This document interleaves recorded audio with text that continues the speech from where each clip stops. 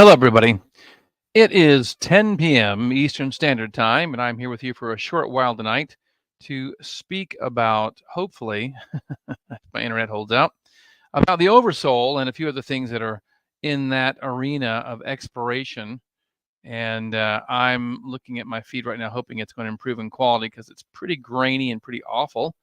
It's showing just one bar. Okay, well, let's see if it gets better. Um, if you have read the books of Seth, if you have read, oh my gosh, a famous writer, poet, I cannot think of his name. Is it Emerson? I think it's Emerson. And the discussion of the Oversoul. And I'm not saying they were the same approach on what the Oversoul is, but I wanted to speak about my exploration. Most of you who know me know I do not take at face value anything.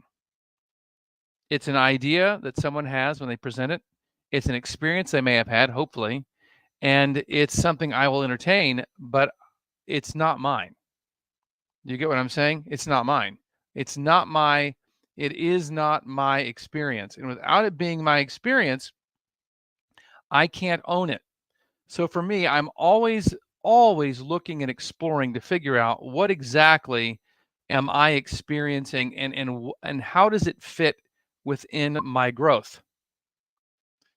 So when I read things like Oversoul, when I hear about soul family,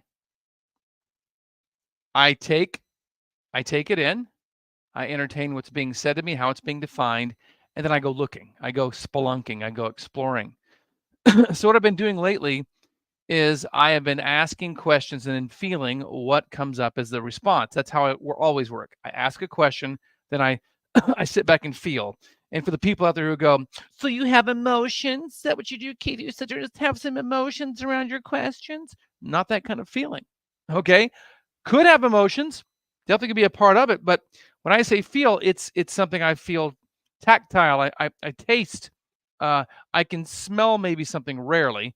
Hear something. I feel sensations in my body a lot in response to the questions I ask. And then I start building out my own mapping of my exploration. It's truly like having someone say, well, I've been in this huge cave system and I've explored these caves, and there's this room on the left that has these huge elephant ears hanging from the ceiling. The stalactites in this room over here are amazing. Go back another quarter mile, your experience. Like, hey, that's fine and dandy. However, I am I want to experience it on my own. I want to map it myself. And I'm glad you had your experience spelunking, but I want to get in that cave system and I want to map it for me and notice what I notice. And I might find rooms you never saw. I might not find the rooms that you did find. We may have a very different experience of our spelunking in this particular cave system. So what I want to do is I want to walk in myself and I want to go, well, this is my body. This is my field of energy around me. And it expands and contracts with my emotions. It expands and contracts when I am verbalizing something and it's in alignment with my heart. It expands. If my heart is not aligned with what's coming out of my mouth, even if I wish it were true, my energy will shrink. Truth Detector 101. If the energy is expanding, then your field and your body is full of energy. You become stronger. Just hold this herbal formula and I'm going to push on your arm and let's see if it makes you stronger or not, because if it makes you stronger, you need it. What's it doing?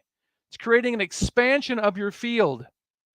If I speak something that's truly aligned with my heart, my energy will get big. If I say something I wish was true, but my heart goes, that's not true, then my energy will shrink.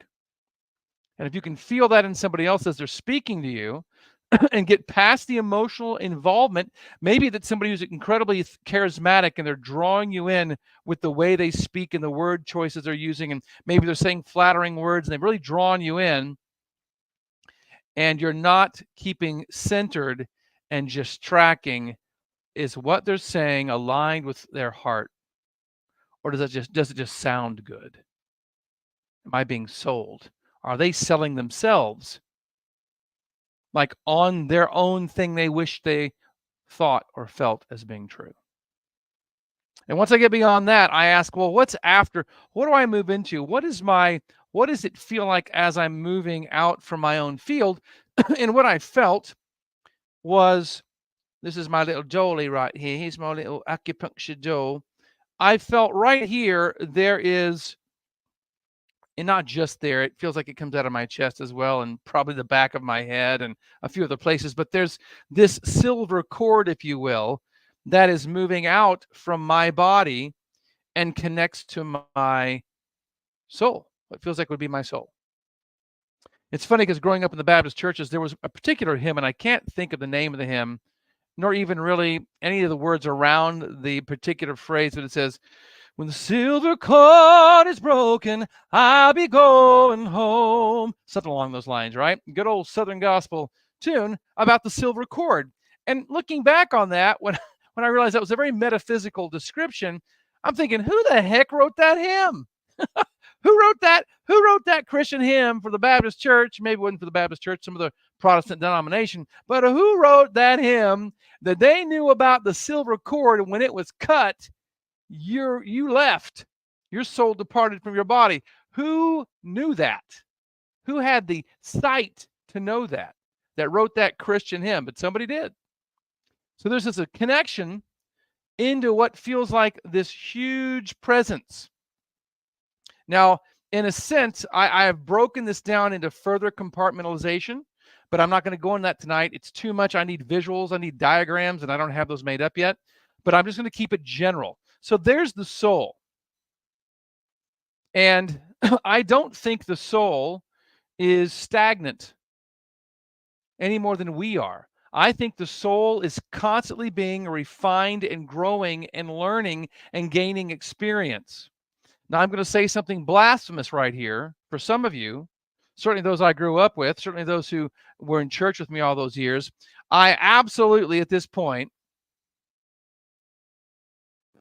pretty damn sure, let's get alignment, pretty damn sure that we have multiple soul expressions. Keith, are you suggesting that we have past lives? Well, I wouldn't call it past, because to me, if I have, there's no line here to draw or point to, but I'm going to try to draw one. If we have a line here and everything up here is outside of time, and everything below this line I'm drawing with my finger is in what we perceive to be cause and effect time, even though none of that's really true, but the perception of time.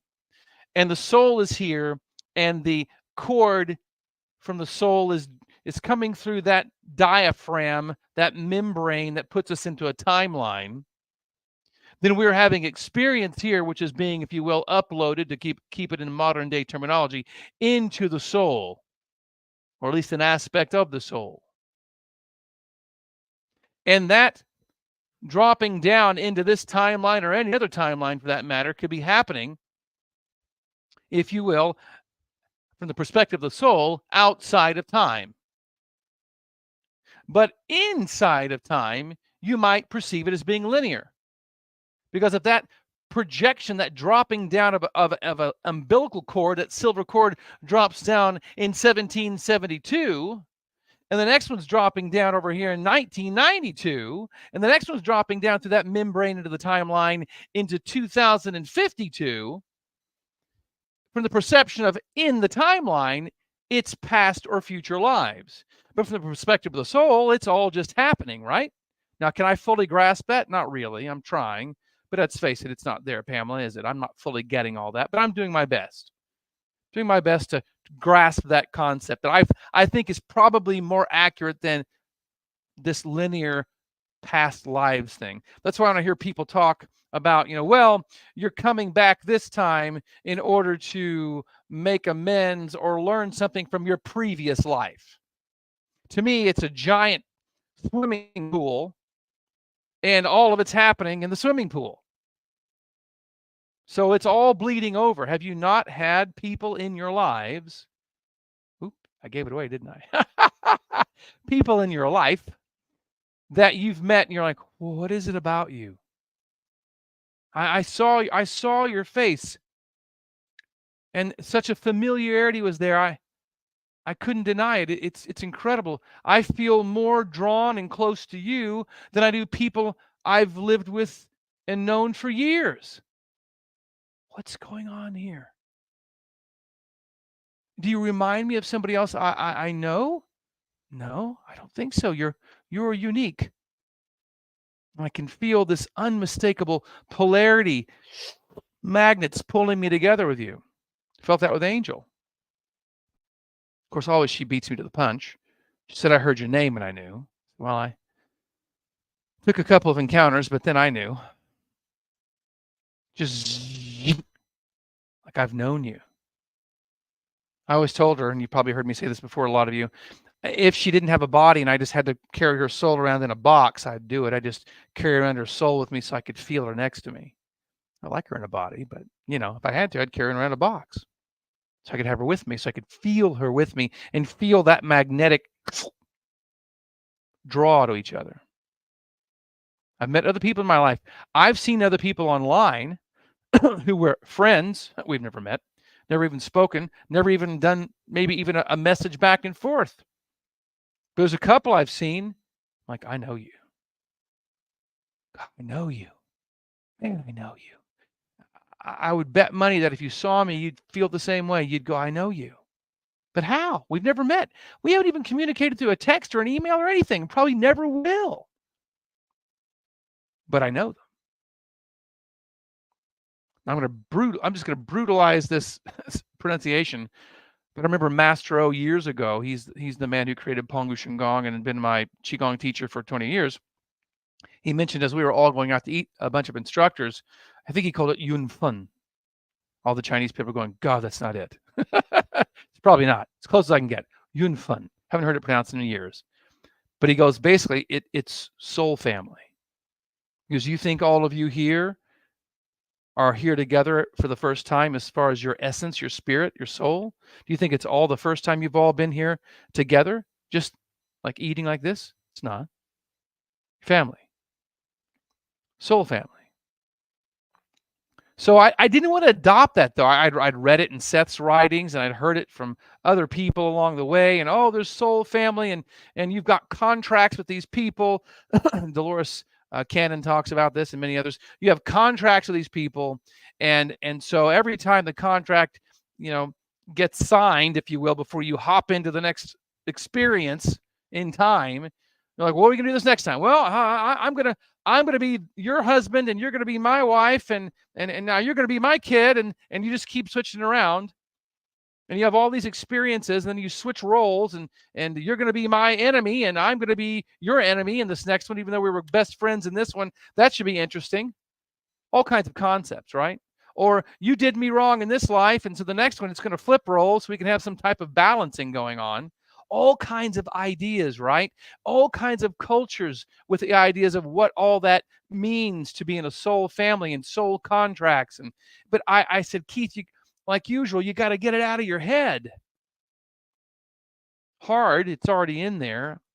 Can't unknow what I've heard as being an idea, but I don't know it. I don't know it. I challenge you. Do you actually know it? Or is it just a really enticing idea? So I asked to move into the next chamber. Now, granted, I realize this is all being put in words that describes a very physical structure, but we'll call it an energetic construct. And in the next chamber, there does see, and just follow me. Some of you who are able to do this are willing. Look, here I am here. I'm gonna move you through my umbilical cord. This is so intimate right now. I feel so close to all of you. This intimate journey we're taking together. We're gonna walk through my umbilical cord. All right. And into my soul. Boom. This is me in a body feeling my own soul. I get all swimmy feeling.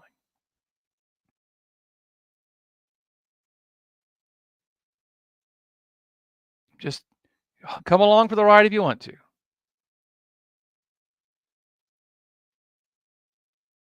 And when I turn around and I look back from that angle into this life through the umbilical cord, in through the membrane of the timeline. Yeah, you can borrow that one if you want to. And I move back. See, we're going to go back through the umbilical cord, and you're going to step into my body like this. Did you feel that? Now I'm going to turn back around and go back the other way again. Here we go. Back through that silver cord and into that chamber that I am going to call the soul. It's my eternal aspect. I've also called it the antechamber for whatever reason. All right. So here it is. Big, expansive. I can feel a lot of my emotional charges I carry in my body. They just drop away. There's no sense of urgency to make money or pay bills or save up to do this or hope we get a chance to do that or I really need to probably fix this or nothing. So still, but not like stagnation, but peaceful. Then I asked the question, and there's a tunnel right there. What's beyond here? As soon as I ask the question in my mind, what's beyond this? There's a tunnel. And I move in, and I'm going to call it one chamber. But again, as I was saying to you earlier, it's more than that. Yeah, my heart hurts. I got all kinds of reasons for my heart to hurt, as most of us do. So we move in to that larger chamber, which if I put it in detail, and I will one day, has smaller chambers the way I'm picking it up. But I'm into that giant room, and then I can feel the presence of so many different other people. Crowd, huge crowd.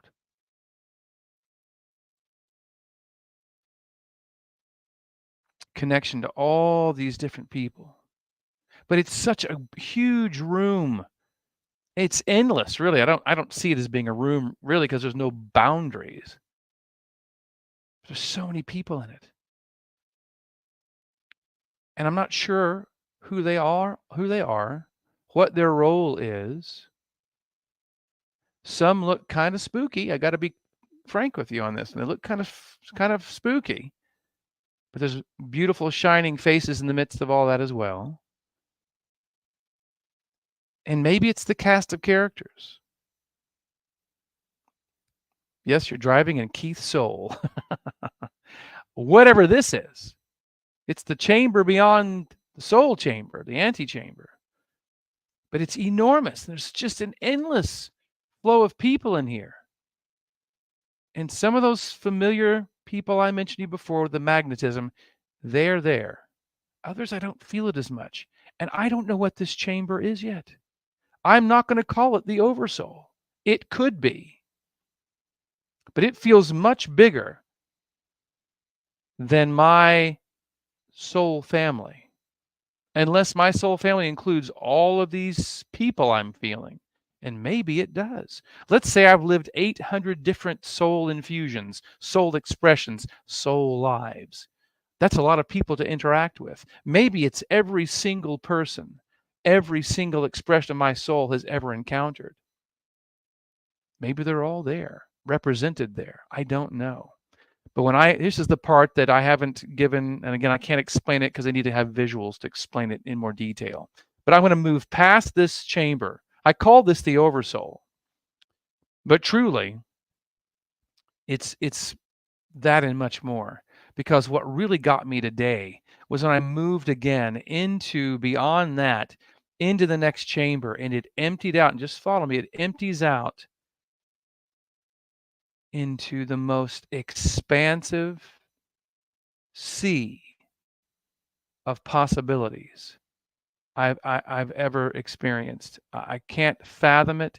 It's as big as the universe, however big that is, and it just feels like pure potential.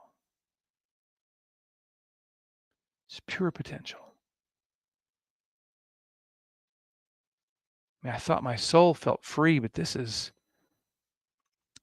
every possible idea that could be conceived, has been conceived, will be conceived. It's everything. It's pure, absolute potential. Maybe Mastro might describe it as the chaos. I'm not sure. He describes all of reality as the chaos, which is the giant womb of all potential. This could be it, what he was describing. And then you have the yang active motive presence that he calls Pongu, which is the force that interacts with the chaos to create. You have this full potential, infinite potential, and then you have this absolute expression, this activation of those different potential states, which we are that. And then I asked, well, can I move even more since we're looking at this again from a very human perspective? I realize there's so many holes in what I'm exploring right now, but it's just a construct of exploration. And so I move further and I say, well, can I move closer to the core? Do you feel that? Can I move closer to the core, the epicenter of all of this potential? And it's overwhelming.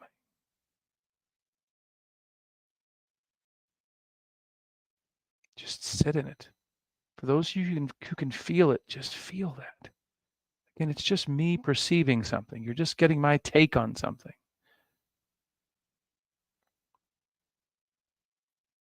But my point in a lot of this is just to let you know, this is who we are. All of that is who we are. Have we distilled as we move backwards from that epicenter and move back into the sea of potential? And then move back into whatever that massive chamber was that you could call the Oversoul? I'm not sure yet. And then back into my soul. And then back into me. I call it a distillation, for lack of a better description, or a coalescing of potential into one expression of my soul in this timeline. And my whole entire ongoing goal is to have that pathway of what I just described. And there's a lot more detail in that I didn't mention, and a lot more I'm sure I'm going to discover. I want that to be as open and clear as possible. I want the framework, the constructs, the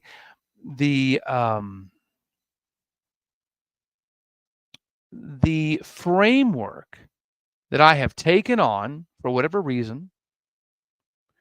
I want that to be at least temporarily put to the side.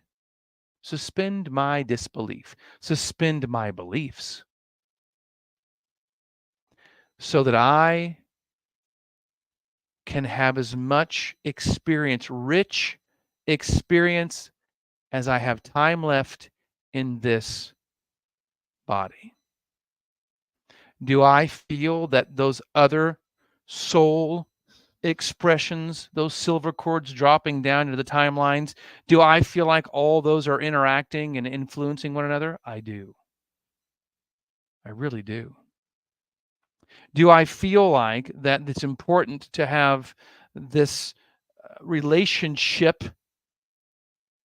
with all of them, that there be some sort of harmony that's eventually attained? I think so. I'm working on that. Many people have ideas on how to do it. However, I don't want all of that I've described you tonight to ever get in the way of my life I'm experiencing at this point of consciousness right now. If I get lost in the infinite sea I just took you through, and I lose track and focus of this existence, I've lost the plot. How do we create a balance between the exploration and spelunking I just mentioned and also be present with what's happening in this particular expression. How do I hold it all? How do I expand with it all? That's the challenge.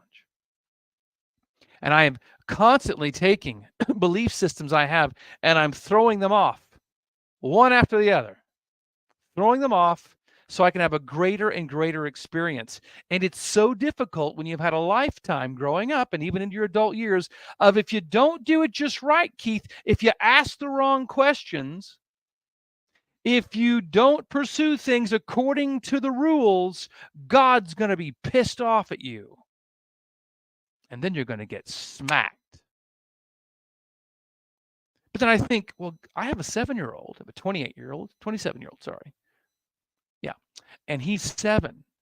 Would I do that to my son, Origin? If he asks questions, which he does, a lot of them, intelligent ones, and he wants to understand, can I do this and explore this and this and this and this, and he doesn't have all these boundaries, do I feel like smacking him across the room when he says something and asks a question I don't think is appropriate because it somehow pushes my buttons, pushes my own problems? No. Even if you ask something that might get me thinking and make me feel a little squirmy, I'm going to feel squirmy, but I'm not going to make him feel squirmy. So if I'm going to extend that kind of openness and grace to my son, why do I ever have the thoughts, oh my gosh, I hope I can have this thought, or can I go ahead and explore this avenue? I'm not harming anyone. I'm just exploring a different thought process, a different energetic adventure. I hope I don't piss God off doing this. That thought still sometimes comes through my head. Now, Angel, she shed those a long time ago. I don't think they ever took root in her.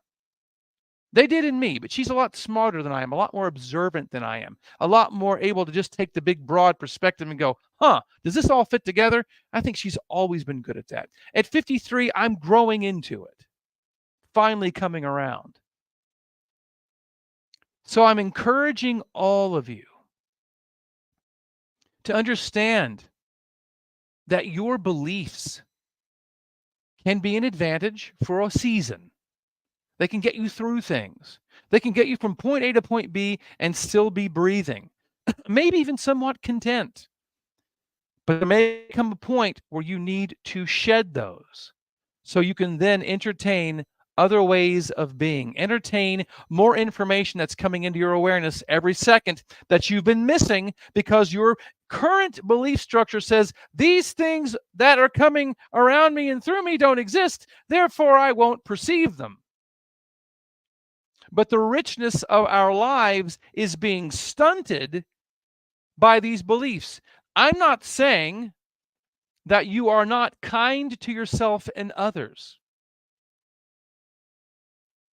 There are certain ways of conducting yourself that I think are just practical. You don't even have to get moral about it. If you want society to keep flourishing and growing and getting along with one another to have the least amount of friction as possible, there are certain ways we interact with ourselves and others to keep that going, to keep the wheels lubricated. How you act contributes to that flow.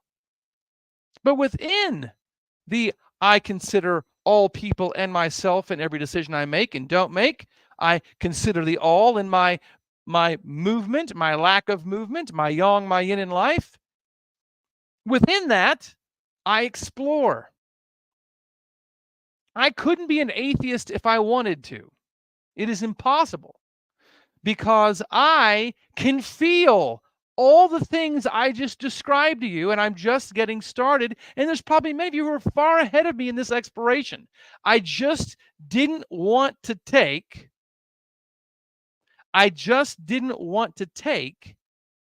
what's being said as that's the framework. Or what have I done? It's another belief. I don't want another belief. I want another experience that I can actually have a knowing. I can hang my hat on that. A mom and two kids. I hope you don't mind. I'm going to put you up on the screen there. A mom and two kids. She says exactly. Oh, I know who you are. I won't say your name. I've just come to the awareness of how I was raised was a form of religious abuse. Right. A mom and two kids.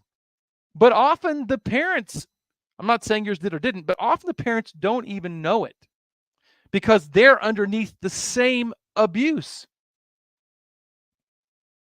When you're told you cannot explore, you cannot think that thought, you cannot wonder if this is a possibility or if this is possibly what reality is or what this meaning might be more accurate than this meaning to this dynamic, this situation. If you can't ask those questions, like she's saying right there, it's a form of abuse. It's a form of prison. I have to keep spelunking. And I have a little bit of claustrophobia. But I keep going anyway. So I met an individual who's probably not awake right now. I'm pretty sure he's in bed. He's in another part of the world. But a client of mine showed up. Really cool guy. Really cool guy. And just by my interaction with him, I have had the most amazing infusion of something beautiful and new. Beautiful, powerful. My nervous system, my body, my whole being is still trying to integrate with it.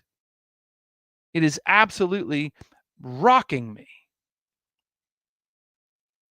And I'm still in that process, so I'm not talking about it yet.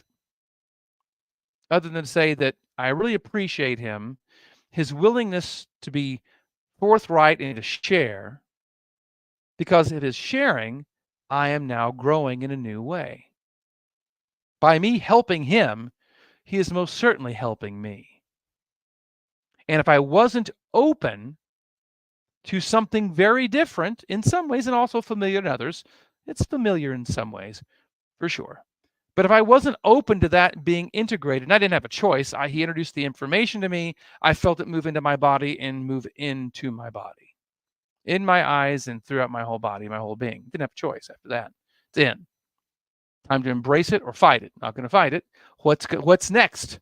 Right? That's what you can be asking. What is next? And when all of this framework of what can and can't be because you don't want to get punished for doing it wrong or thinking it wrong, when that's not there as an impediment, you're able to look at what comes next in life and go, oh, cool. How is this going to cause me to grow?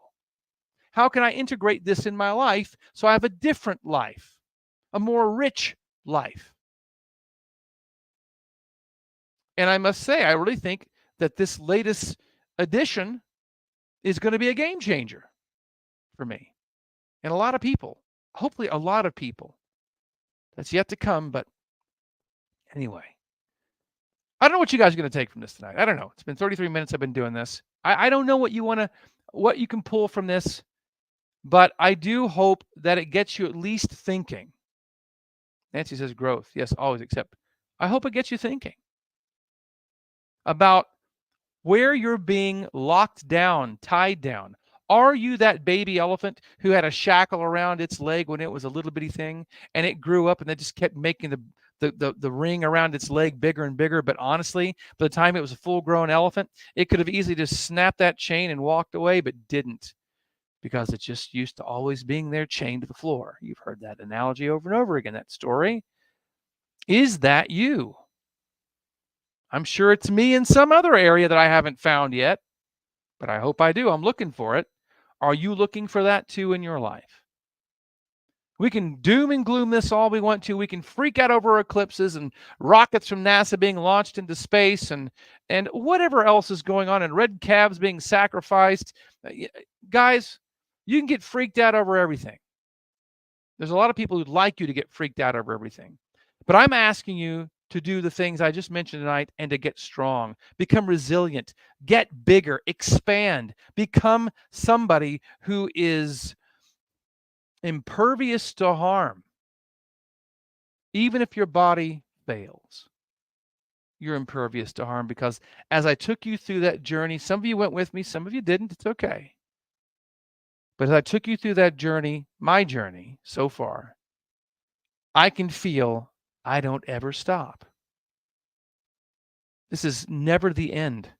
There's no hell to put me in. There's no purgatory. There's no separating me from the source. There's no eternal torment. I didn't feel any of that there. That one room that I'm calling the Oversoul at this point, I'm not sure about that room, what all that's got in there. That's got the most curiosity. I'm going to give you more information of what I'm finding as I keep exploring, and I'll let you know what I find. But nowhere am I stuck. So, thank you for being here for 35 minutes. And hope the new things that I'm experiencing right now can be shared with you in a way that is useful and can help you to also grow and have a better quality, a better rich experience, life experience. Thank you all for being here. And if you would, I'm starting a class on the 27th of this month. 8 weeks of learning how to do what I do. A lot of it, not all of it, but a lot of it, the basics. The basics. And within 3 of those 8 classes with me, you'll be able to treat people and create massive change. Massive change. Join me starting the 27th of this month, every Saturday for 8 weeks in the afternoon. You'll be able to take a journey like I just took you on a few minutes ago, and learn to expand yourself, become more powerful, become more resilient, and to help those around you to also become the same. I'll put the link down in the comments below. Thank you all for being here, and good night.